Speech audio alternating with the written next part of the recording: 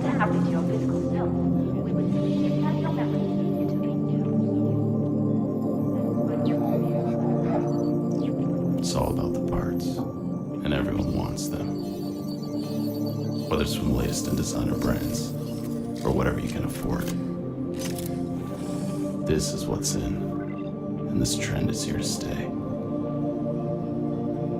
I mean, let's face it, no one wants to be like them, entirely organic.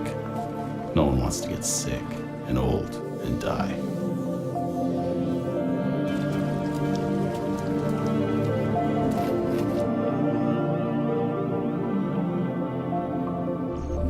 My only choice was to enhance, even if it meant stealing that prototype. This chip is going to revolutionize the world in so many ways. How was I supposed to know the damn thing was classified? Now the whole world was after me. The feds, G-Corp, even the Reapers could smell something special inside me. So now I'm in Bangkok. Figured it was my best option. Unfortunately, being here wasn't enough. I was still being followed. I needed to blend in, disappear. So I headed to the nearest street market I could find. You can get anything you want here. From the tuk-tuk driver selling yum-yum chemical massage, to the latest and greatest in virtual drug programs, robot helpers, holographic suit emitters. You name it, they had it.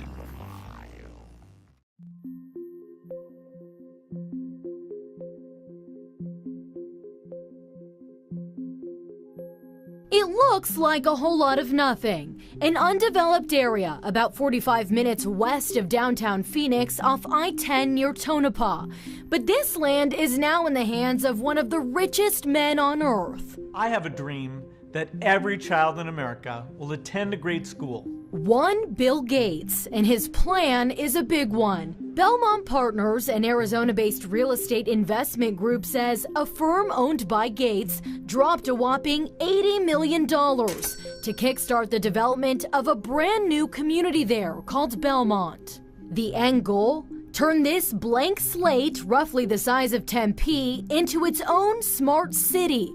Driverless cars, digital networks, data centers, you name it. Bill Gates is known for innovation and those kind of things, and I think he picked the right location. He's coming to Arizona. Ronald Schott of the Arizona Technology Council says this spot, while remote now, is a good one, in part due to the proposed I-11 freeway, which would run right through Belmont and connect to Las Vegas. Finally, Arizona is getting recognized for being a place for innovation. 3,800 acres will go towards office, commercial, and retail space. 470 acres for public schools, plus room for 80,000 housing units. Their goal is to try to make this the most positive state to do business in and advocate for the technology industries. Now, with the exception of those details I just talked about, the attorneys representing the investors are staying pretty tight-lipped. They're not commenting on when construction will start or if Microsoft will be opening an office there. Bianca Bono, 12 News.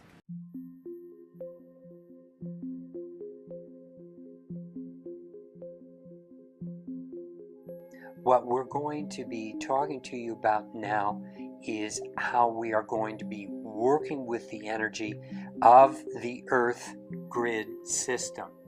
It's important that we recall and remember ourselves as creative or co-creative beings. What's happening right now is that we're being called to action. So here they are, the dodecahedron and the icosahedron interpenetrating each other, one face through the other face. Now, something interesting that I would like to show you. The dodecahedron is the short part of the phi ratio, and the icosahedron is the long part of the phi ratio.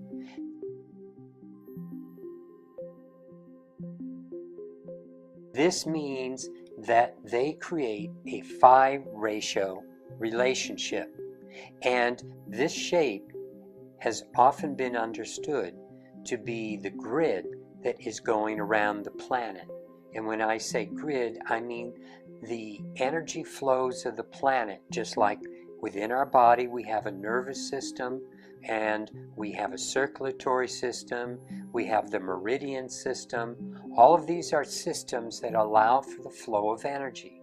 Well, the Earth too has flows of energy, but suffice it to say that the dodecahedron is a critical element in aligning everything in the physical dimension with the higher etheric dimensions and the physical body and the higher dimensional body, often referred to as the Christ body.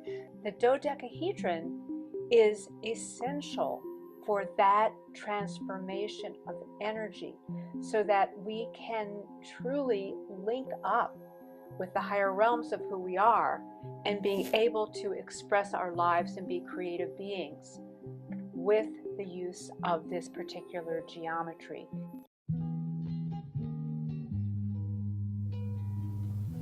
The powers that be believe there are powerful grids and vortexes that operate all over the Earth. They believe the Earth grid links these portals through a powerful grid which resonates light or energy as a doorway between the worlds. This Luciferian concept is trying to use the Earth as a dimensional gateway to conjure up the fallen ones. In this segment, we will be looking at the crystalline grid, also known as dragon or ley lines. We will also go over smart cities, 5G, and the rapid move in technological advances to make these smart cities possible. The pyramids, which are all over the world, not just Mexico and Egypt, hold a resonance of crystal light which are built of granite, which has quartz in it. The ancients constructed pyramids, temples, standing stones, and stone circles to align energy with the stars, creating dimensional gateways for these beings to travel from other worlds into our dimension. They called these beings the serpent or dragon people, and I call them the fallen ones that are mentioned in the Bible and the Book of Enoch. According to the ancients, these beings are the ones who instructed them on how to create these gateways.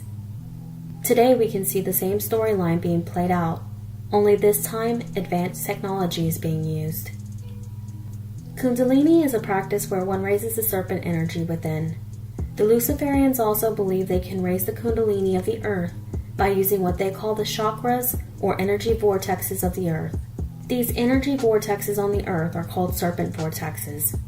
These portals are spiraling vortexes that spin clockwise and anti-clockwise. This spiraling energy is called serpent energy.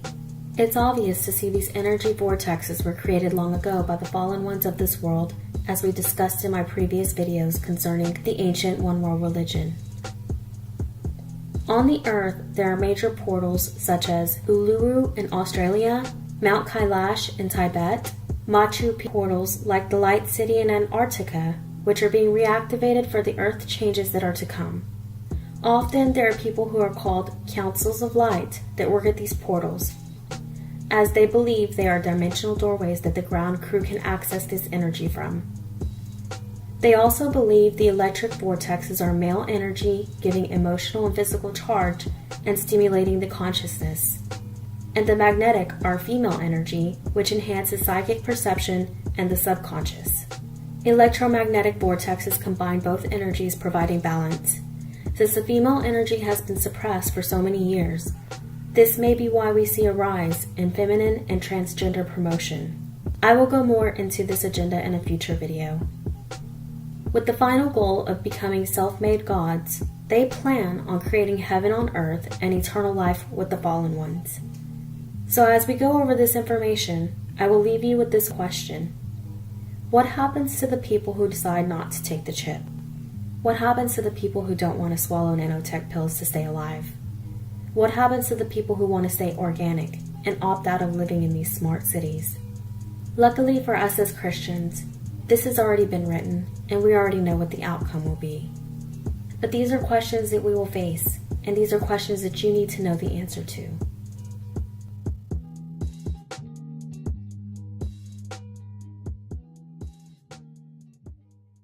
The left, all of it. The entertainment media, politicians, Hollywood studio liberals, screenwriters, actors, college professors and administrators, NGOs, social justice warriors, liberal philanthropists, nutty philosophers, the news media, warped sociologists, man-caused climate change cheerleaders, music industry executives, mind-rot authors, atheist scientists, you name it, the whole lot of them, and anyone else who would fit under the anti-God umbrella.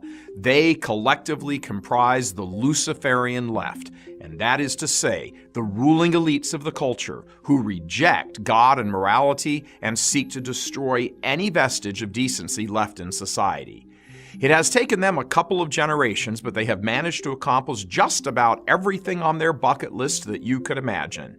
In just the space of my lifetime, we have accepted no-fault divorce, contraception, abortion, shattered families, single parenthood, test tube babies, designer babies, surrogacy motherhood, open sexuality, instant access pornography, the corruption of higher education, same-sex marriage, a giant welfare state, the destruction of the middle class, crippling debt, a no one is accountable approach. Yet, everyone goes to heaven. There is no hell. Most people respond that they are basically good people.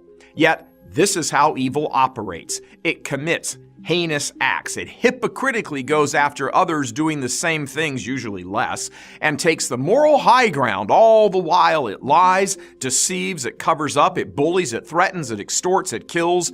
Then it denies, looks the other way, feigns ignorance, and when it can no longer deny it, feigns shock, disbelief. It is appalled. I was just sick. I was shocked. I was appalled. This whole Luciferian leftist mentality has more than crept into the church. Think about the gay priest sex abuse cases where psychologically disturbed men were accepted into the seminary and then proceeded to rape teenage boys by the thousands. What did leaders do? They promoted them, protected them, lied about them, covered for them, looked the other way, pleaded ignorance, then when finally caught and trapped, pretended they were ignorant and not vigilant enough. And now, these same men are sitting atop the largest meltdown of the church in world history, liquidating the patrimony of millions of immigrants, allowing liars in collars and miters to pervert the faith, corrupt young minds, destroy the liturgy, keep silent on the greatest Holocaust in the history of humanity, advance sodomy as a gift from God, convert the church into a giant social justice agency, and so on. They promote much of the same anti-God agenda as does the Luciferian left. Man-centered climate change, world peace, destabilization of countries in the name of fighting poverty, backing the distribution of population control programs with government funds saying, well, we have to work with those people. Where exactly is the line between these two worlds again? You want to remind us? Evil is evil whether it wears a swastika or a hammer and sickle or hides behind a hypocritical do-good cultural agenda or dresses up in church robes to destroy that same church from within by teaming up with the evil agents in the name of good. Can you imagine for just a moment, what the last day is going to look like? Dear God, all the sins and crimes against God and man all seen together at the same time and the same place for the entire human race, and then the final judgment. All this evil, intended evil, the plotted overthrow of good, the perversion of truth, the trillions and trillions upon trillions of mortal sins committed by tens of billions of humans, many of whom worked tirelessly to normalize and establish these evils as actual goods. The most exciting, the most important part of our Florida project, in fact, the heart of everything we'll be doing in Disney World will be our experimental prototype city of tomorrow. We call it Epcot, spelled E-P-C-O-T, Experimental Prototype Community of Tomorrow. Here it is in larger scale.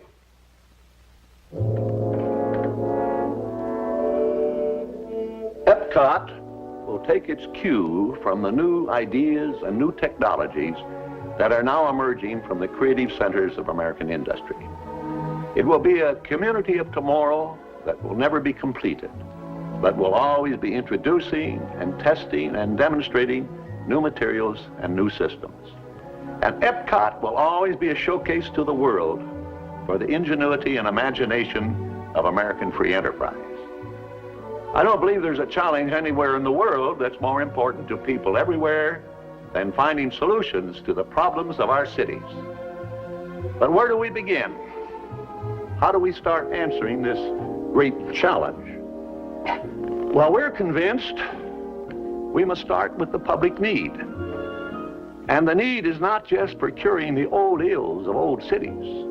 We think the need is for starting from scratch on virgin land and building a special kind of new community. So that's what Epcot is, an experimental prototype community that will always be in a state of becoming. No city of today will serve as the guide for the city of tomorrow. Epcot will be a planned environment, demonstrating to the world what American communities can accomplish through proper control of planning and design. Epcot begins with an idea new among cities built since the birth of the automobile. We call it the radial plan. Picture a wheel.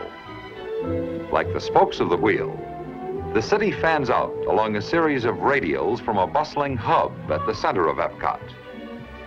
A network of transportation systems radiate from this central hub, carrying people to and from the heart of the city. These transportation systems circulate to and through 4 primary spheres of activity surrounding the central core. First, the area of business and commerce. Next, the high-density apartment housing. Then the broad greenbelt and recreation lands. And finally, the low-density neighborhood residential streets. Epcot's dynamic urban center will offer the excitement and variety of activities found only in metropolitan cities: cultural, social, business, and entertainment. The Venus Project is a veritable blueprint for the genesis of a new world civilization based on human concern and environmental reclamation. It proposes a holistic social design in which automation and technology will be intelligently integrated to maximize the quality of life rather than simply profits. Undesirable behaviors are products of long exposure to detrimental environments. If we wish to surpass the limitations of our present-day society, such as war, hunger, poverty, and bigotry, we need to make changes and arrange society very differently. Most of our problems today are technical, but we still look for solutions through political means in a monetary system. We have the resources. Money is an interference because it limits our ability and it limits our dreams. Modern society has access to highly advanced technologies and can make available food, clothing, housing, medical care, a relevant educational system, and at the same time develop a limitless supply of renewable, clean energy such as geothermal, tidal, solar, wind, and more. The solutions lie in the intelligent and humane application of science and technology and more appropriate resource management in order to supply goods and services to everyone equitably, enabling the entire global population a very high standard of living. We don't have enough money to accomplish this, but we do have enough resources. If we initiate what Jacques Fresco calls a resource-based economy, this is where all goods and services are available to everyone without money, credit, barter, or servitude of any kind. Imagine the possibilities of an unprecedented mobilization of scientific and technical alliances. The Venus Project would start with a systems approach to city design, using highly effective construction methods, emphasizing the conservation of resources. The first city would be a huge research center, making automated systems for the next city. It would be a place where we would disseminate information as to what sustainability really means for the future. The aim of the city is to constantly maximize existing and future technologies with the sole purpose of enhancing all human life.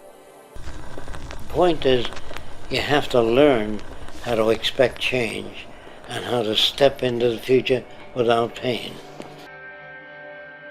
And how long will it take to build these cities? I would say it would take about approximately 10 years to change the surface of the earth with multiple jigs and giant machines, not bricklayers, plasterers, high-tech systems, about 10 years. Big garden cities all over the world.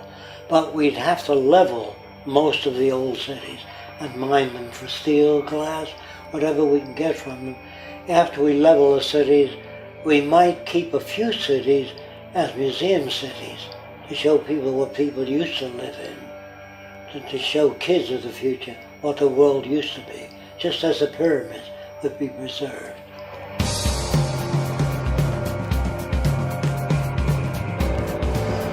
This is inside the new city. You see it around? This is just where people live. Flowers, gardens, no slums, no street people. No slums, no street people. When Masons came to America, they practiced their trade in the same way they had in Europe, embedding secret codes within the design and foundation of the American colonies. In the 1920s, an Englishman named Alfred Watkins noted a series of straight tracks or lines upon the Earth's surface that seemed to connect the ancient monuments and holy sites around the world. What he found was that in a number of cases, a number of these monuments were aligned in dead straight lines that extended from a few miles to, in some cases, many miles. He coined the term ley lines to describe and to explain these alignments. Watkins believed that there are some type of grid lines that run through the earth, of lines of energy or magnetism or electromagnetism or some other kind of attraction over the earth, and that's what he described as ley lines. Watkins believed that the builders of these sites were aware of these lines that ran through the earth and that they intentionally built these monuments on these lines. While Watkins' findings were not openly received by all, his views have been most often embraced by members of the esoteric community. In the occult, there's this concept of ley lines, L-E-Y, which are lines of force that some people say are like the acupuncture points of the earth. And you always want to build things on a ley line. All of the great cathedrals of Europe are built upon these ley lines, which are like currents of power.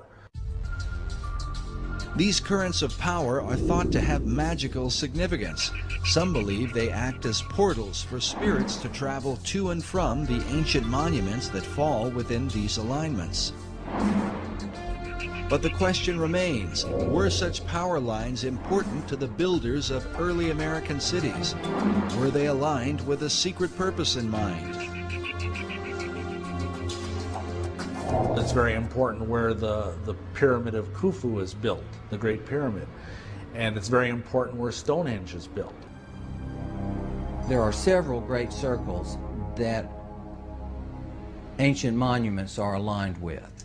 And in some cases, ancient and modern development is aligned with. This might sound a little strange, but I think it's like dreaming with your eyes open. You're just so convinced that what you're seeing in front of you that you know is sort of unreal. You know that it feels so real. Everest conquered.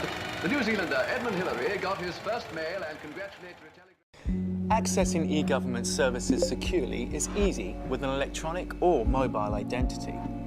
Another complex process simplified by Gemalto. For EID, I use my card with my PIN or fingerprint for authentication.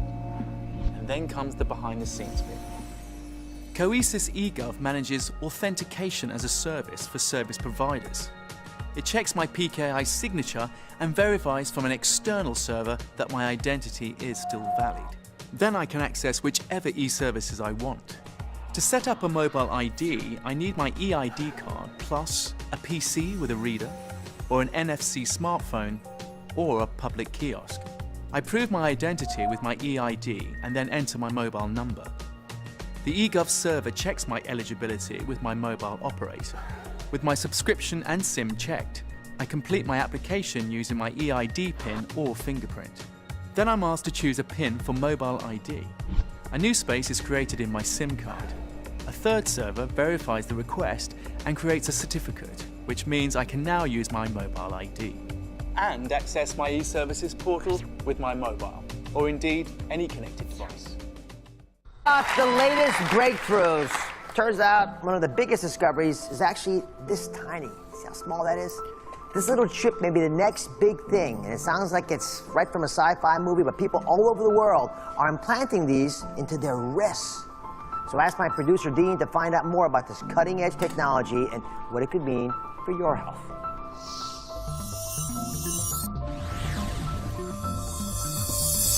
Whether it's our smartphones, our watches, our fitness trackers, or our Bluetooth headphones, it's clear that technology is not just part of our lives, it's running them. It's how we buy things, watch things, how we date, stay safe, even how we travel. Paul? Cool. We're so attracted to our devices that they're basically becoming a part of our bodies. But what if they really could become a part of our bodies? Well, guess what? They can. Meet the RFID microchip. This tiny chip, which can be implanted into your wrist, yes, I did say wrist, uses short-range radio frequency identification, similar to the tech used to track your pets or your phone. Once implanted in your body, it could identify you as you pass through the airport, open the door to your home. It could even be used to buy groceries at the supermarket. Now, your driver's license, passport, keys, and wallet are all inside your body, contained in something the size of a grain of rice. I know it might sound like sci-fi, but it's not. 10,000 people have already been chipped, and the number is growing. The possibilities are limitless, especially when it comes to your health. Imagine you're rushed to the hospital without any identification, but with just one scan of your chip, doctors know your name, date of birth, medical history, insurance, blood type, allergies, even the medication you're taking. This chip in your wrist won't just change your life, one day it might just save it. And that's why this little RFID microchip is the next big thing. But where we're headed, and let me tell you, 1 minute, is these devices are now capable of actually recording dreams, but not in a very granular way, in a very primitive way. They can actually capture and identify what a person is dreaming. That is just the beginning of where we are headed.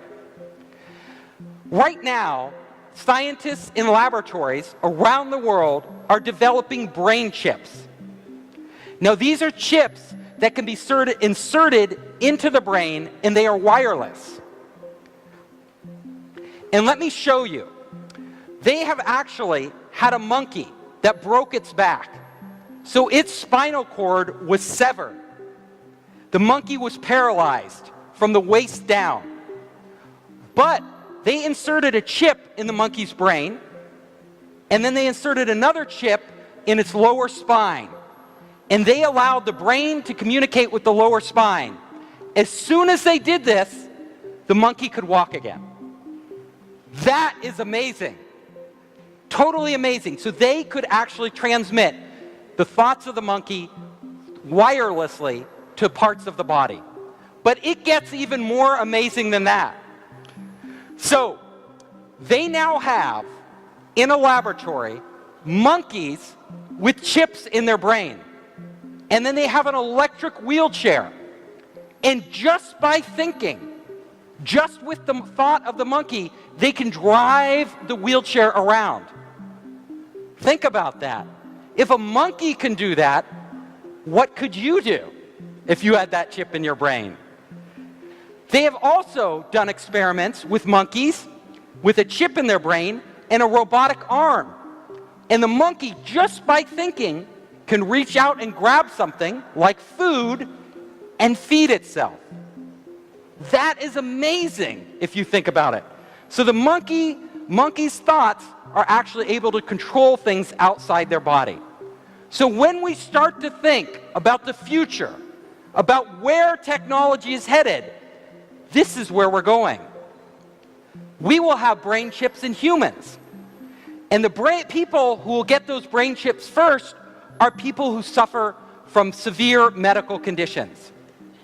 So if you have a severe medical condition, like you're paralyzed from the neck down, or you suffer a brain disorder like Alzheimer's disease or Parkinson's disease, and that brain chip can restore your quality of life, would you hesitate to get the chip? No, of course not. You would say, put the chip in my brain. So that is starting right now, these experiments.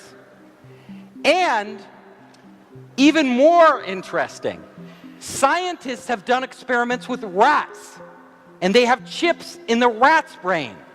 And what they did was they taught a rat how to do certain things. And when the rat did all these complex things, it could get food. Now, it took the rat weeks to learn that. Weeks. But then they hooked the rat's brain chip to the internet. And they had another rat in another city. And instantly they connected those two rats' brains. And do you know what happened? The other rat knew how to get the food right away.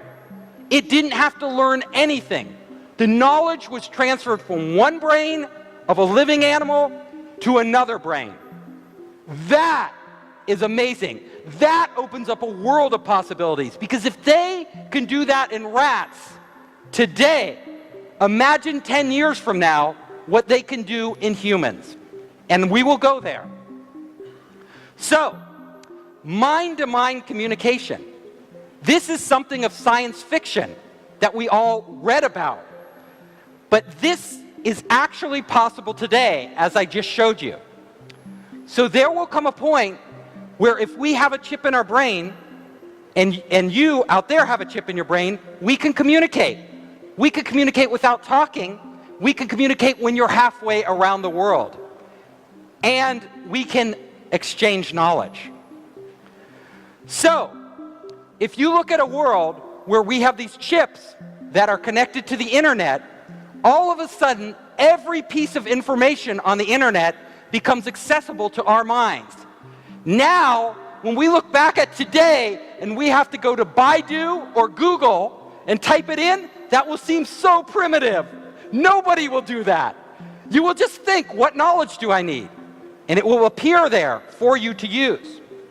But it gets even weirder, stranger. Because we will not only be able to transfer knowledge, but we will be able to transfer memories. Now, so you could have an experience like skydiving, and all of a sudden you could transfer that experience to a friend, and all of a sudden they have experienced what you have experienced. It gets even weirder, because we will be living our lives as our lives. We know our lives and our memories, but you will all of a sudden have access to anybody's life who wants to make it available to you. People will open source their lives so others can download pieces of their lives and experience those things. That will be really strange. We won't know the difference between our own memory and a memory we acquired from someone else. Think about that. It gets even stranger. So, all of us are here learning at Siebes, right? Getting EMBAs and MBAs. Well, this will be obsolete, because Siebes will literally be in the cloud. And you will just download from all the best minds in the world whatever you need to know when you need to know it. Our brains we will no longer have universities as we have them today. That will change. Information will be on demand. Information will be commoditized. Knowledge will be commoditized. All of us will be smarter, have infinite amounts of storage, and infinite access to information. It will be unheard of. We will no longer be this isolated human being. We will be connected to everything. So, you can imagine not only will we be able to get knowledge, but we can actually have full experiences in our head. So right now we have these clunky VR units that we have to put on. But in the future, you can just download a whole environment and actually live in it. And all of you might think, this is not real. But do you know every night when you dream, those dreams are real. No matter how fantastic your dreams are, they are real. You feel like you're really there. Our brains have that capability already built in. All it takes is the technology to stimulate and transfer the right images in our brain so our brain creates them, and then we will live like the difference between us dreaming and reality will be blurred. We will be spending a lot of time outside our bodies. So, think about this. You, as a human being right now, are trapped in this body. But once you are connected to the internet, you are no longer trapped in your body. You can actually be anywhere at any time that any other person or any other device is getting sensory information.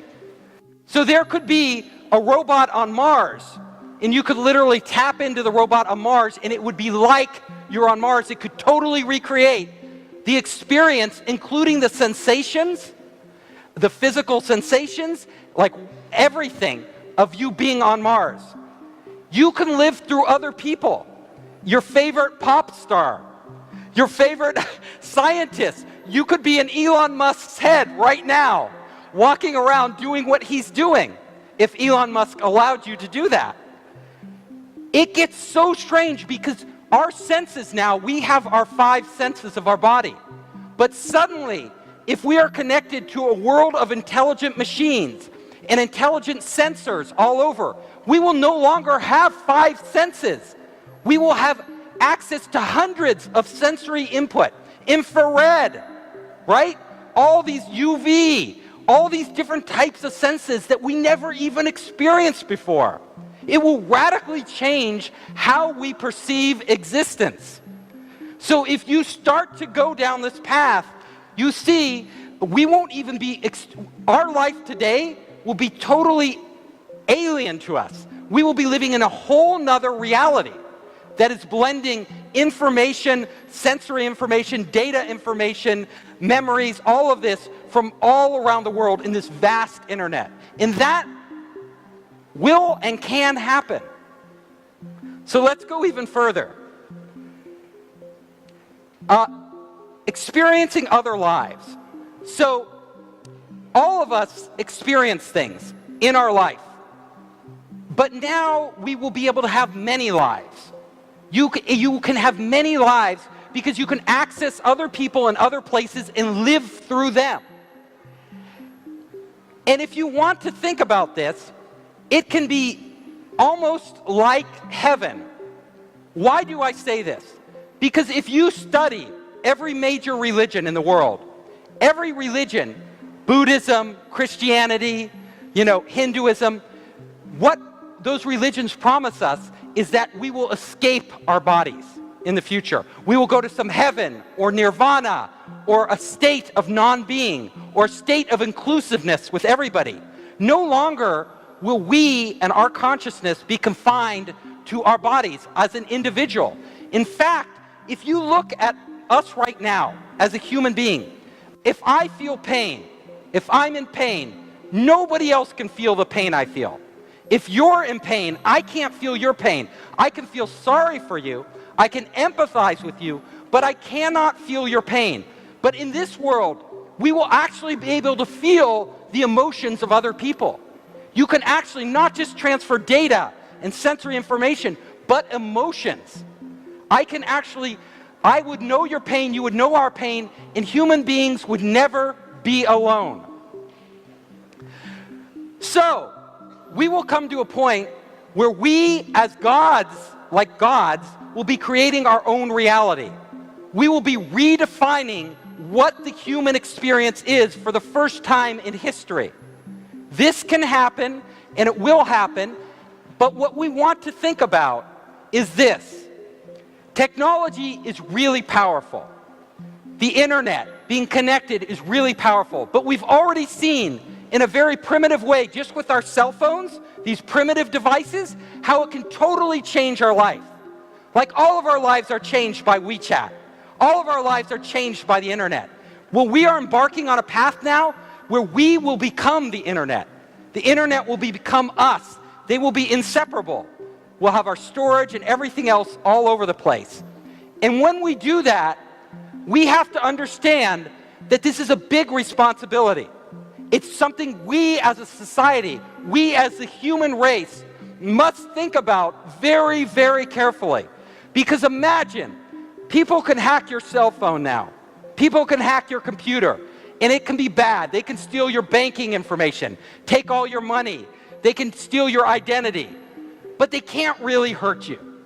In the future, though, if somebody hacks into your head because it's connected to the internet, they can steal you. They could actually steal you. They can implant memories in your head that you don't have. They could erase memories. They could control you in ways that you wouldn't even know you're being controlled. Is this scary? So I painted on the hand a heaven, but there is also a hell, right? This is heaven and hell. We are on the cusp of this technology that is so powerful and has the potential to so radically transform our lives and our existence, and we have to be very careful about how we do this. We don't want people controlling us. So think about this. Think very carefully. Everybody in this room are very smart people. You're all highly educated. We are going to be making these decisions that lay the groundwork for this technology in our lifetime. And those decisions will affect the rest of humanity more than any decisions we have made in the past. I needed a new look. It was the only thing I could think of to shake him off my tail.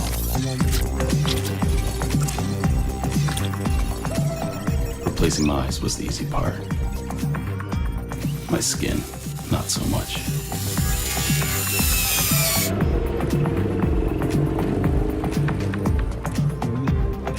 Once the painkillers kicked in, I arranged to meet an old acquaintance of mine. If anybody could get me the new body signature I was looking for, it was definitely X. He insisted on meeting me in a crap hotel in the heart of the red light district. Mr. Foreign Man was passing through, and their eyes burned holes in my pocket. The working enhanced knew how to sell. They could be anything you wanted. Girl, boy, lady boy.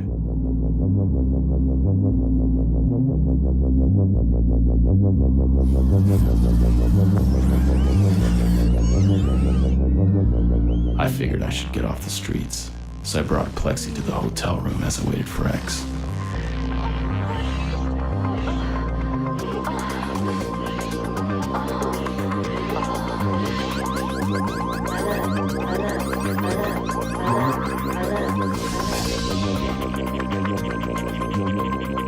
If my compadre doesn't hurry his ass up, they'll light me up and cut this chip right out of me.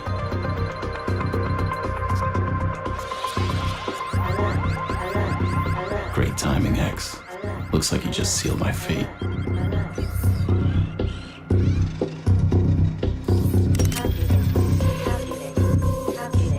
I was gonna be dead in a matter of seconds. This version of me is, anyway. After all, I am one of them now. The unreal. And being unreal, I guess, does have its perks. From the day you enhanced, your memories have been storing themselves secretly inside you. Our services consist of backing up those memories for safekeeping. If something were to happen to your physical self, we would simply implant your memories into a new you. That is why it is crucial to sign up for our daily backup program, so you never lose a moment of your life. Strive to live forever and join the millions of augmented people who have taken this step. You know what to do, Kay. Just click the button below, and all of your fears about death will never haunt you again. It's him. Take him down. What about the interaction? You have hand controllers in 3 dimension in VR, so you can paint using this tool called Tilt Brush from Google. You're now able to paint in 3 dimensions. What used to be really difficult to create 3-dimensional models are now literally a child's game. And we've only seen the first incarnation of virtual reality because so far you're isolated. You're one person in there, you're doing something for yourself. But very soon we will see multiplayer systems in virtual reality, which allows you to collaborate over distances. Imagine painting or working or meeting someone in virtual reality, having a presentation or anything in this. This boundless. And Facebook recently launched something called Facebook Spaces, which is an example of that. Here you can meet out and hang out with your friends and play tic-tac-toe, for example. So we're already seeing this during this year, but it will be even more social during the next year. But both of these technologies are part of the umbrella term called mixed reality. And mixed reality is really the blending of the real world and the digital world. And these glasses will eventually be able to switch seamlessly between augmented reality and virtual reality. And eventually we will have, very soon, within 2 years, we will have glasses that can project digital information right onto your retina. And that will be very, very realistic. Eventually it might be indistinguishable from the real world. And I think my favorite futurist, Kevin Kelly, he sums it up pretty well. The word real is going to be one of the most relative words we know. So what are the ethical implications on all this? We've seen that this is really powerful for your brain. So what if someone assaults you in the virtual world? Should that be considered a crime? We've seen how it can increase empathy. What about the opposite? What if someone creates a world where you can rape or kill someone, like in Westworld? Should that be considered a crime? Who makes up all these laws and who enforces them in virtual worlds? If these virtual worlds are so immersive and so good, are we going to want to stay in that world and give up our meat body and live in the matrix? And what I want to talk about is at the very bottom. So integrating a lot of different things in new technologies and making it very small. So tiny sensing, ultra low power computing systems and how we can go about doing these. So where do we have computing today? I mean, most of you are aware of that we are doing and using this for number crunching data in the cloud, where we have supercomputers, massive amount of computers doing these analytics. And we also have our smartphones and the portable devices that we are carrying around that are linked to this cloud and can capture things. But there is another side of it, which is to the very end, which is about small miniaturized devices that can sense things in the environment, on us, maybe in us, and sending data maybe through our smartphone, but into the cloud and being able to do some analytics on those. So we start out with a silicon computer. So silicon is the material that we are doing our computers on today. And just to give you an idea of the background of this may be the first silicon computer. I'm not quite sure if it is the first, but what is interesting here is that it was done in 1969. And it's a very, very simple computer. It's actually just a logic gate with 3 inputs. But it was one of the first ones to show that we could actually integrate these small transistors on a single silicon device. Now, having small devices, this is the Intel Atom processor when it's taken out of its box. And you can see it's not much larger than a grain of rice. It has 50 million transistors on it. So already there you can do a lot of computation. Now, if we look at it, this is the size of 50 square millimeter. So very tiny computer we can do. But this one is only the digital part. This is only the computer itself. We don't have the sensors, we don't have the batteries, we don't have the energy harvesters, we don't have all the sensory parts of it. So in order to make it a real computer, we need to add all these things. And that is why it tends to grow in size when you put it into the box. But today, this is believed to be the smallest computer, full computer.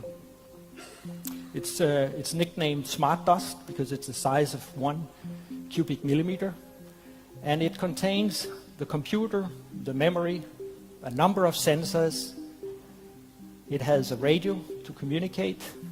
It has batteries. And it also has solar panels to recharge. And this one is at the edge of a dime. This is very, very small. And it also has a digital camera. So when you put the lens on it, it gets a little bigger. Now this is a full computing device, and if you have them this small, you can start thinking about what you can use them for. And one of the things that this one is used for, or intended to be used for, is actually getting computing inside your body. So what you see on this one is the computer up here, and then the antenna. A very small antenna, but still strong enough to be able to transmit signals from inside the body to the outside. And what you see, it's lying on the tip of a syringe, so it's a syringe needle. So it is really small. And the group behind this is intended to get those kind of devices into circulating our body to try to hunt for diseases and sending out messages about this. Now this is small. I think we can agree on this. But thinking about doing computation inside your body and try to have things circulating around, why not try to take another approach? So instead of trying to build silicon computers, actually try to use the living material itself and turn it into a computer. Now actually, a biocomputer is something like this. So this is an E. coli bacteria. A lot of chemical processing going on inside of it. Looking at it from a computer science perspective, for me, it looks like a computer. Why? Well, because if I look at it, it actually has the ingredients that I want to have in a computer. It has sensing capabilities, so if molecules from the outside gets into the cell, it can trigger it. It can do some computation, and based on that, it can make a decision of, for instance, producing another type of protein. Now, if we can do computers like this, then on a square millimeter, we can have 1 billion of them. So now we start getting really small. How do we then program these things? Well, I would like to program them the same way that I program my computer. So I want to be able to say something like that if a disease is detected, then release drug to cure, otherwise do nothing. So do it work? This is an example of what we may see in the near future. So for this one, it's an example on what is popularized as the living pill. So the idea is to look at diseases and figuring out whether you can actually reprogram cells to find and cure diseases in your body. In this example, it's a case of psoriasis, and when you have lesions, you get these red spots. But if you look at it, when this happens, there are some special molecules that are actually present, and it's possible to reprogram a cell to detect those biomarkers.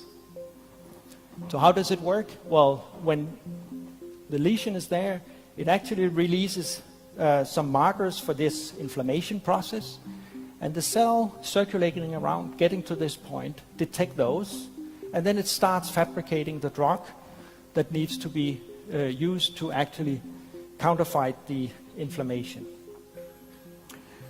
Now, I have a reference there. There is an article about that. This has been done as an experiment in the labs. It's not fully running inside your body yet, but we will see things like this. People are working also on using similar techniques to cure cancer or certain types of cancer, which is a much more complicated problem. So, so this is an example of where we go or may go into very, very tiny computing devices. But the real question is, how do you survive in environments like this? So before I get into all this, I'm not a tech person. I'm a reluctant tech person. I'm a behavioral scientist. I'm interested in how people make decisions and how individuals get together in small groups and then in larger groups and make decisions. And so all of this stuff that you're going to see, this is a behavioral scientist's attempt to try to get large organizations to make change. Because like Chris was saying, I think the change that's going to happen in the world, the positive change, is going to come from large, boring, traditional organizations. Okay, so preamble over. This is what we see every day. We have these retail or whatever apocalypses that are going on, a retail Mageddon. And the reaction to these headlines in almost every single organization, I don't care what you are, religious, academic, or a large organization, or anything in between, your reaction to this is to go, oh man, we're in deep, deep trouble. I know, what we'll do is we'll start an innovation lab. And you hire a guy that looks probably like me, and you set up shop somewhere cool, usually Silicon Valley. And if you drive from San Jose in the valley all the way up through Oakland, you will see a microcosm of every single organization on the planet. Because they're reacting to their Mageddon. And the only thing they can really think to do is to hire a bunch of people and put them in a space somewhere and let them get weird 3D printers for some unknown reason. And put QR codes on their head. And then what happens is these executives then come by and they go, great guys, we've got innovation all figured out. Look, let's all go to Silicon Valley or Berlin or whatever cool hipster place there is, and let's go look at these kids working in these innovation labs. You may have been on one of these zoo tours yourself, where you like look at them and they're like, look at that one. Isn't he funny looking? He's wearing shorts on a Tuesday. But much like Mary Poppins, as mysteriously as it arrives, they vanish, because they weren't tied to anything. The real problems aren't tech problems. The real problems are people problems. And these innovation labs, the way it's structured, do not solve people problems. Their focus is on making weird stuff. Success, but it doesn't actually change the organization. So, with my frustration with all of this and how to make big change happen in a large organization, I started to really apply the academic principles that I had learned and the things that I had been studying and create a system. So the system is this, and we literally do this. Story. We hire professional published science fiction writers, Lowe's, Fortune 40, home improvement company, based in North Carolina. We hire professional published science fiction writers. We give them all of our marketing research and trend data, and then we send them out on different directions. 2 years, 5 years, 10 years down the road. And then we give them the primary location of the story. Cleveland, Ohio, for example. And that's the only direction we give them. And then they come back with stories of a probable convergence of people and tech trends and how that might actually play out. Think Back to the Future Part 2. Right? There's a lot of stuff going on in that story, and they got a lot of things wrong, but they got a lot of things right, specifically athleisure. And so then we turn those real stories with characters, conflict, and narrative arc into stories. And the reason why we do that is that your brain, back to the hardware and software system, is set up to love and receive stories. So much so that you don't even realize how much you love it. Back to the alien thing, when the aliens finally come down or reveal themselves, anybody, second chance, anybody want to talk about it? No? All right. You, sir, you kept putting your head down. That's twice now. I've got some questions. When they finally come down, the thing that makes us truly unique is story. It's not our ability to use tools. Other animals do that. It's not our ability to think through problems. Other animals do that. I think it's our ability, it's our love and need for stories. Think about it. If you have a good day, if you have a bad day, what do? You open up a book, you turn on Netflix, you will let stories wash over you. Once again, what it does is it allows you to get over what is happening right now and think about the possibility, much in the way that startups speak and think. But that's not all. It's not just story, it's not just the comic books. it's a whole system of behavioral change. And one of those biggest things is actually based here in Denmark through my good friend, Dr. Thomas Ramsøy, who actually helped set up a company called Neurons Inc. that he runs. It's actually quite large. They're here today and set up outside. So what we do is once we have these stories, then we literally put EEG headsets using applied neuroscience, the solution that Neurons runs, and we run through these stories both with customers and then also with our executive team. So our executive team is wearing an EEG headset while they're reading these stories.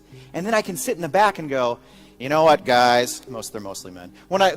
You know what, guys, I noticed that this section here, no one's talking about it, but I can tell that a lot of you are very upset by this. Our brains are information gold mines, packed with information that we have not really tapped into. By using applied neuroscience, now we're at the stage that we actually can do that. Lowe's Innovation Labs use neuroscience to test every key step of a new technology that they have developed. How do consumers respond to something that they have not even thought of before? What about a robot in a store? How about 3D printing? How about virtual and augmented reality? Lowe's Innovation Labs and Neurons go back to some of the research and the tools that I have used academically for commercial use. Neurons was born because Carl pushed me to do it. The EEG headset, I would think of it as kind of a microphone for the noise that's going on in your brain. We can actually see the different parts of the brain lighting up. And what this does is it creates experience for understanding what's working and not working. The combined EEG and eye tracking is a huge deal for market research. We can now understand how people feel in the second they do something. Before we had to try and ask them how they felt, whereas now we can see how they feel. So we can tell if you'll like it, we can tell if you don't like it, and then we can further optimize in order to make the experience better or more intuitive. And that's why we're investing in applied neuroscience. Neuroscience allows you to peek into other people's heads, to measure things that they're not able to verbalize very well. We are actually able to understand how the brain responds to human-robot interaction. This is something that nobody has done before. It's absolutely stunning. Not long ago, shoppers came to expect that they could buy anything, anytime, from anywhere. They were willing to trade the ability to see and touch what they were buying for convenience. Now we're on the verge of the next major shift in customer expectations. Technologies like augmented and virtual reality will soon become mainstream. But there's a catch. You need 3D content to bring these experiences to life. This chair is actually a high-quality three-dimensional model, brought to you by Lowe's. When we first set out to transform Lowe's product catalog into 3D, we realized we would have to build something revolutionary. So we created Lil 3D, a scanning and content management system that brings together leading-edge machine learning and a state-of-the-art back-end system. It creates 3D models at a quality once only seen in Hollywood and automatically converts them to suit channels from web browsers to virtual reality headsets and even 3D printers. Lil 3D's assets power experiences that would otherwise be impossible. If you want to create a virtual reality storefront, or a smart object recognition algorithm, or if you want to radically transform your online presence, now you can. We built the first autonomous robots that are in use in stores. They're in use in Japan, through our friends and also in other stores in the US and in Latin America, through our friends at Fellow Robots, which is a Singularity University company. And we were able to construct these from scratch with them using narrative and using applied neuroscience. And we've even partnered with DARPA for some of these applied neuroscience studies too. Life is about human connection. Our strongest bonds are with family, but you can't always be there with them. And calling doesn't give you that same feeling. There are a lot of things you enjoy doing together that you can't do through a call. So we made Omni, the robot that makes these things possible, even if you live miles away. Omni isn't like a phone call or ordinary video chat. You're there, in the robot. You have the control to move and look around. And this frees up the other side from having to stop and answer a call. You can just join in no matter what they're doing. No more phone tag or scheduling a call like a meeting. Our testers are using Omni to do awesome stuff like cook together, hang out for a barbecue, or even watch a whole movie together. It's the stuff they'd never do with Skype or FaceTime because it's just way too cumbersome. And the coolest part is that none of this was planned ahead of time. As soon as they got the bot, these experiences just happened naturally. We wanted to make a home robot that's not just a toy, but something built to last and be truly useful week after week. Our design philosophy has two main parts, and the first is to maximize the human connection. So Omni is made to be human height to give you that most natural view of the world. And people on the other side can look straight at you and talk to you just like normal. We really wanted to enhance presence, that feeling that someone's there with you. So we designed Omni with a moving neck and a seamless control interface we call Motion Map. The neck may seem subtle, but we found it really makes the experience a lot more engaging, a lot more human. Do you play with Barbie anything? It's okay. We're amongst friends here. I play with Barbie a lot. This is Hello Barbie, a new product. And I don't know, I won't show this slide. This gentleman have a nice interview with Barbie here. I want to be a Oh, wait a minute. Wait a minute. I want to be a scientist. Eureka! A scientist. I think science is so amazing. Why do you want to be a scientist? I always really liked chemistry and physics in school. The study of physics is incredible. Take gravity. You can't see it, but the second you trip, it's right there to pull you down. Did you ever fall or trip on something? Yeah, unfortunately, all the time. It happens to me all the time. That's gravity, pulling you down, sometimes with an ouch. What do you like about it? You can almost take her out for dinner and almost, you know, have a sort of... I'm not combing her enough. Anyway, it's sort of a Trumpian Miss World quality of discussion going on there. But it's okay. It's okay. And this is also an ecosystem. I mean, the computer inside this plastic doll is something you did your serious grown-up work 10 years ago at work. It's Wi-Fi. It's natural language processing. Some kind of AI is happening here. You know, all sorts of technologies we didn't imagine in this little thing come to, and this is a bigger ecosystem if you think about it. You know, if you want to design around it, we heard several examples. What if, as we heard yesterday from the crime experts, what if the kid expresses that, oh, hi Barbie, I'm a little bit hungry. Yummy, yummy. You know, and Barbie goes, Barbie is cloud connected. This is cloud computing. Google is there are ads, and there's Amazon with drones, and hamburgers starts come to kids across the schoolyard. Is that okay? Yeah? Is that the design we want? And what if the hamburger is stolen?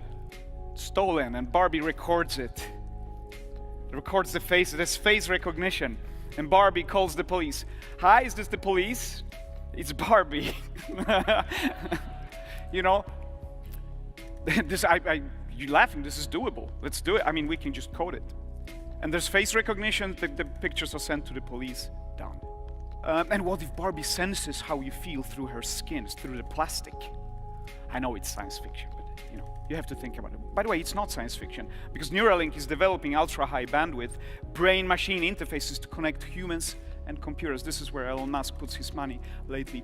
This dude connects to another dude in another room with telepathy? No, with electricity. And they're playing 20 questions. They can recognize yes and no. With brainwaves today, we can recognize your identity quite okay. Maybe that's your next single sign-on on your computer, I don't know. But this is possible. And this lady, she's paralyzed. And she's controlling that computer. How? She imagines moving her arms. Imagines. Thought power. This is the fastest brain-machine interface today. 8 words per minute. Because, you know, our brains won't develop much more. I mean, the next 1,000 years, this is as it is, sorry. But they will be connected. You will know the math of the world. You will know all the facts. And you will maybe, you know, go, this is not the presidential election you're looking for. And things will be good again. I have no idea. But science fiction is becoming science fact very, very fast. And then, you know, as a designer, I'm looking at these advancements. You've seen this already, right? It's all fantastic. But there is a human relation. It's a bigger ecosystem. There's humans involved. When they started to kick that dog, people started to call in to PETA. Wait a second. Yeah. PETA deals with actual animals. Actual animals. We're busy. Can you go home now? But you see, people have relations to these things. We are humans, we have emotions, we have empathy. The technology and humans grow together. We need to design that world. And many of you are aware what human-centered design is, right? It's a sort of methodology that drives really good design. And if you want to do that, you need to consider what's human-centered, in some years. What's human? What is human? 2040. What's your business model when there is transparent wood from Sweden? I lived in Sweden. Yes, we have transparent wood, at least in the Uppsala University. You know the metal aluminium, otherwise known as non-transparent? Transparent. Also very cool stuff. And otherwise known as very transparent glass, now as solar cells. And we talked about user experience. What's the user experience of energy? Well, that's it. We just demonetize it, as we talked about. You have a house, you have a window, cool. You can charge your Barbie doll. And the house, and your Tesla, and everything around you, your neighbor's car, and everything. So where do you make money? And if that sounds like science fiction, it already happened. On March 11th, California was getting as much power from solar, so the wholesale electricity prices turned negative. And we need to express these business models. We need to think about the futures because they are closer since they are accelerating faster. I'm working for a big company, and 50 years ago, we're 45 years old, we could say, hey, we're gonna live forever. Give me my pension. That is not true anymore. Because if we don't act like we do, we become meaningless. Feel the taste of meaningless and see if you want to be that. And we have too little poetry here, I feel, during the day. So here it comes. You're a ghost driving a meat-coated skeleton made from stardust, riding on a rock. Hurtling through space, so fear nothing.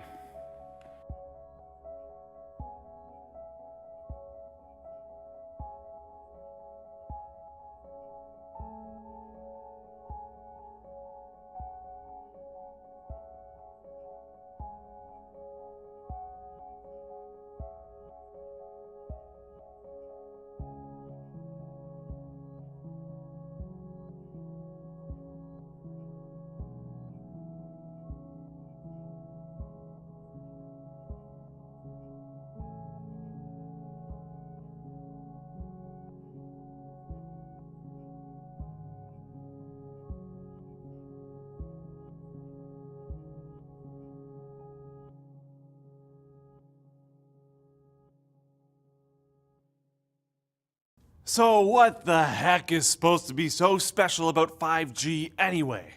Well, it's being centered around the idea that the Internet of Things, that is, connected devices that enable self-driving cars, automated homes, and more, will become very important in the near future, and that mobile data networks will need to be very robust to handle it all.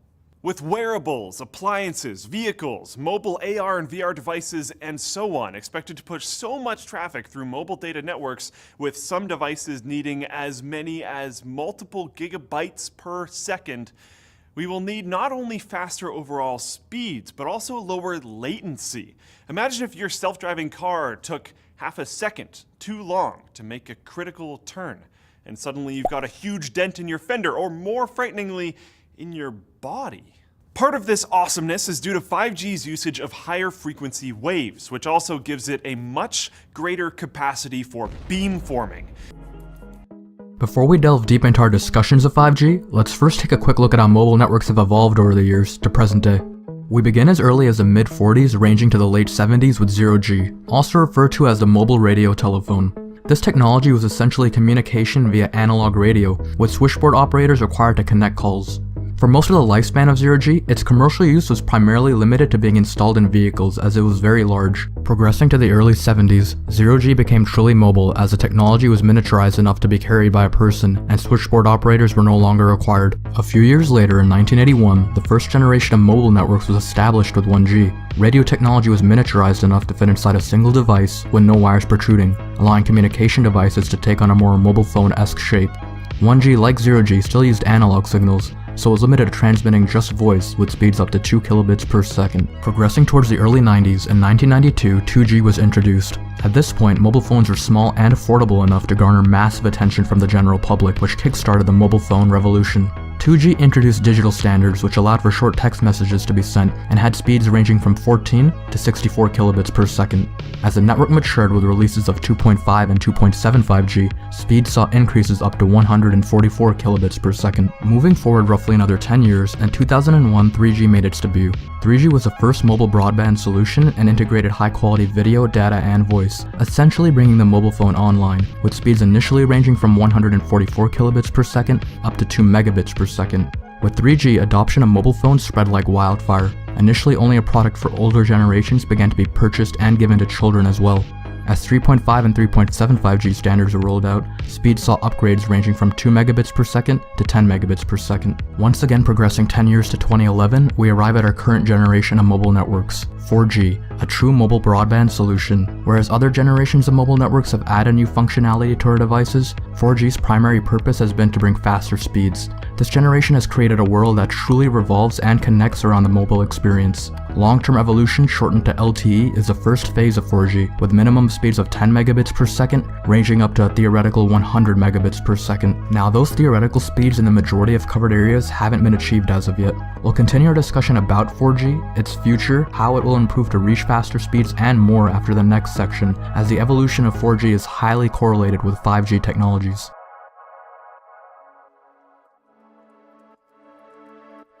"5G is on pace to improve many aspects of current generation mobile networks. Some of these major factors include speed, latency, bandwidth, energy consumption, and more. However, in order to do this requires many technologies and communication techniques working together in unison. The first of these technologies, and possibly the most important of all, is millimeter waves. From the inception of mobile networks, all devices have been in the frequency spectrum between 3 kHz to 6 GHz. Now, this wasn't an issue in the past when devices were limited to primarily mobile phones. However, with the emergence of the Internet of Things, self-driving cars, smartwatches, VR, AR, and countless other technologies requiring constant fast connections, these frequency bands are becoming increasingly congested. This rate of growth of connected devices is only set to exponentially increase, with some conservative estimates calling for over 50 billion by 2020. If all these new devices were to remain within the currently established frequency spectrum, no device would be able to get an appropriate amount of bandwidth to operate as designed, which equates to slower operation, drop connections, and all those other things we just love. Millimeter waves open up the frequency spectrum from 6 all the way up to 300 GHz, allowing for much more bandwidth real estate. Now, to make this work, the 5G build-out is going to be very infrastructure intensive, requiring massive deployment of small cells. I'm confident that the actions will lead to a cornucopia of unanticipated, innovative uses, and will generate tens of billions of dollars in economic activity. And that's damn important, because it means that U.S. companies will be the first out of the gate. And that is why 5G is a national priority, and stay out of the way of technological development. Unlike some countries, we do not believe that we should spend the next couple of years studying what 5G should be or how it should operate. The future has a way of inventing itself. Turning innovators loose is far preferable to expecting committees and regulators to define the future. We won't wait for the standards. We're already seeing the industry gearing up to seize this opportunity. Verizon and AT&T tell us they'll begin deploying 5G trials in 2017, and the first commercial deployments they're talking about are expected in 2020. And we're not done.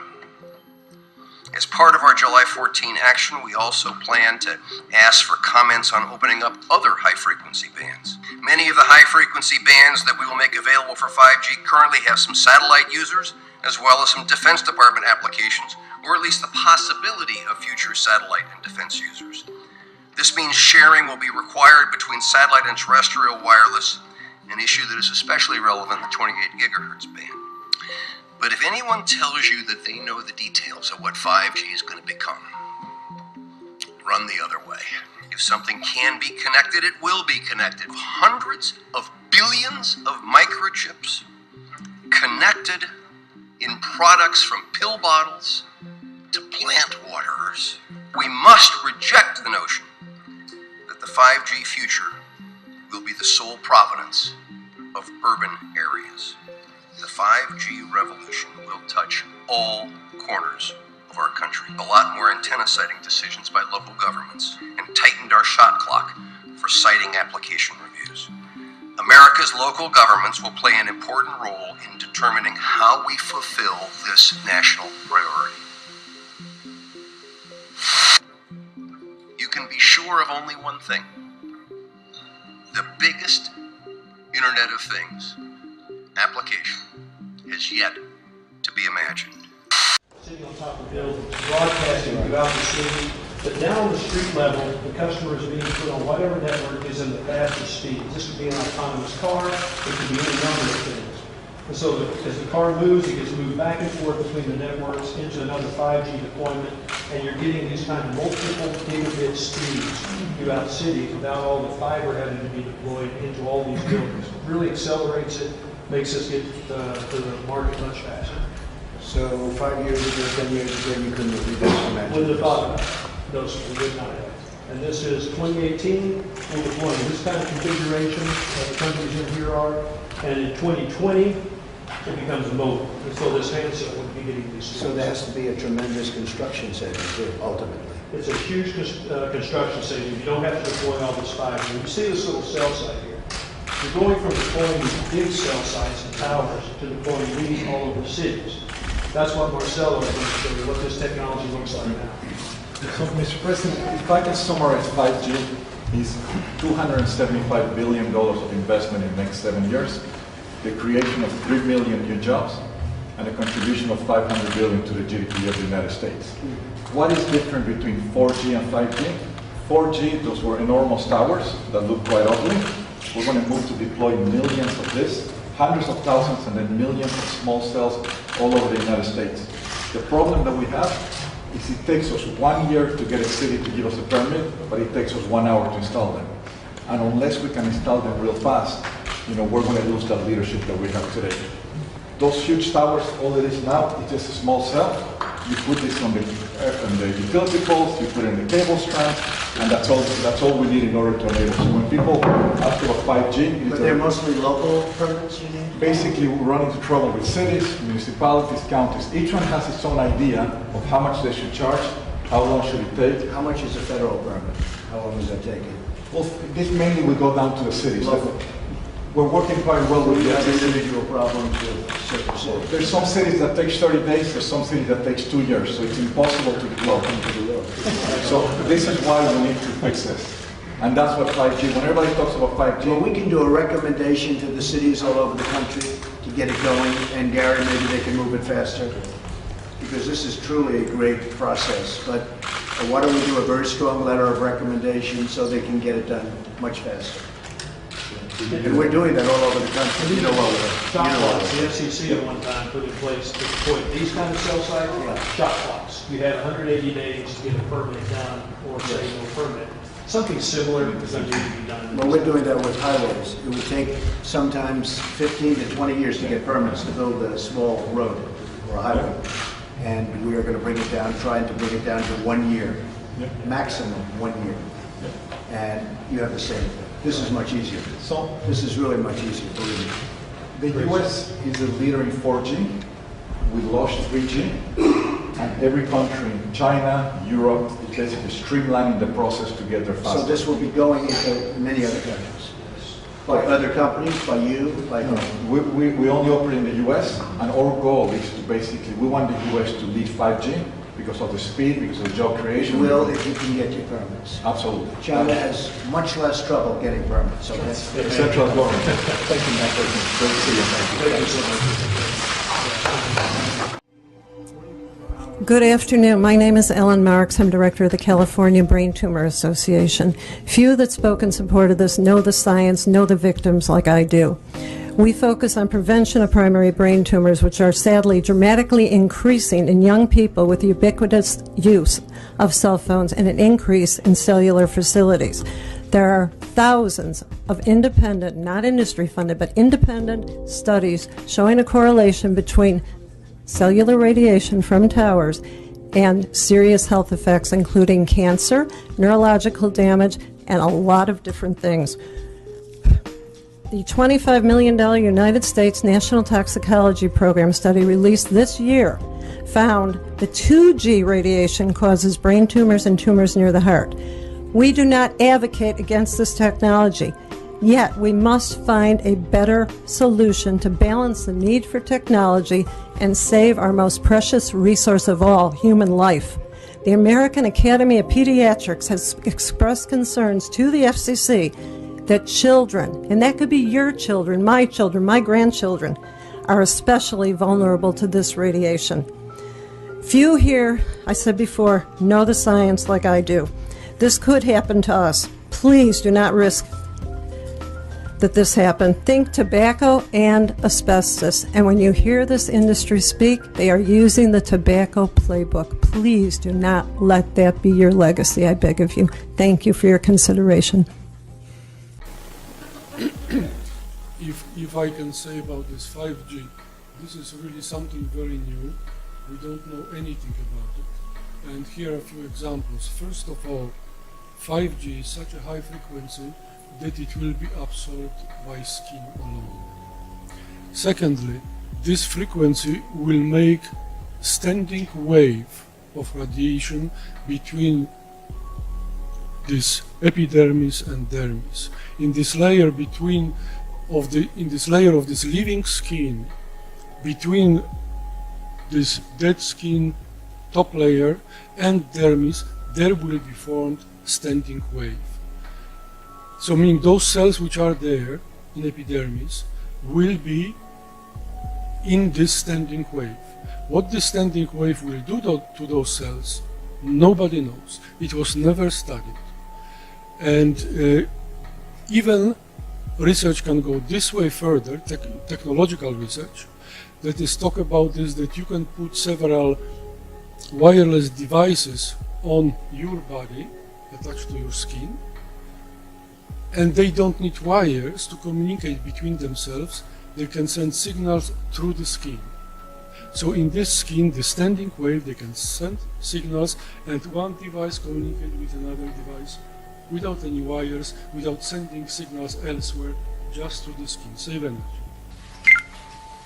Hello, my name is Dr. Ann Lee. I'm here to speak in opposition to SB 649. I attended medical school at the University of Texas Health Science Center in San Antonio and completed residency at Loma Linda University Medical Center in Southern California. Would you mind speaking up just a little bit so that everyone can hear? Sure. Thank you. Where I did my research and published papers in traumatic brain injury.